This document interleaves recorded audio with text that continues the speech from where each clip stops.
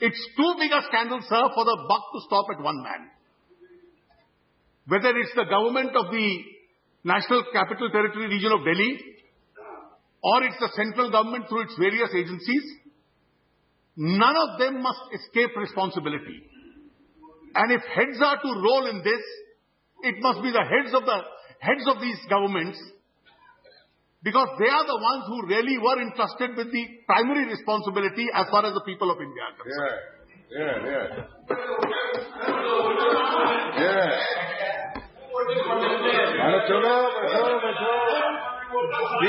Please allow the discussion. Please allow the discussion to go on. Sir, Please. Sir,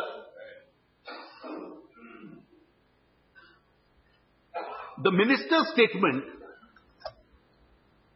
merely says that there was an organizing committee which was set up, and this is a statement made in the House. There were statements he made outside, and I'm entitled to refer to his statements outside also, because when the House is in session, every word of what a minister says has to be taken into consideration. We had to set up such a dubious setup because our hands were tied on account of what the NDA government had done. The burden of his song in this statement entirely is that the NDA government had done something which led to the appointment of the person who was appointed the chairperson of the organizing committee. So when I was referring to the two former ministers who are coincidentally and pleasantly for us both present in this House, I have not the least doubt that they are the best witnesses of what has happened. And this is one case, sir, where this House will have to take an extraordinary step. After the documents which I placed before this House, where all files of the government which have been held back in the minister's statement, and all documents which have been held back, one by one must be summoned to the floor of the House for inspection by every member of this House. It's a monumental deception which has been practiced on this House and on the people of this country as to how the structure of the games was created, and how under that structure, along with that structure, various agencies of the Delhi government and various agencies of the central government decided to function. Sir, the games commenced with the Indian Olympic Association approaching the government of India in 2003 that it wants to make a bid.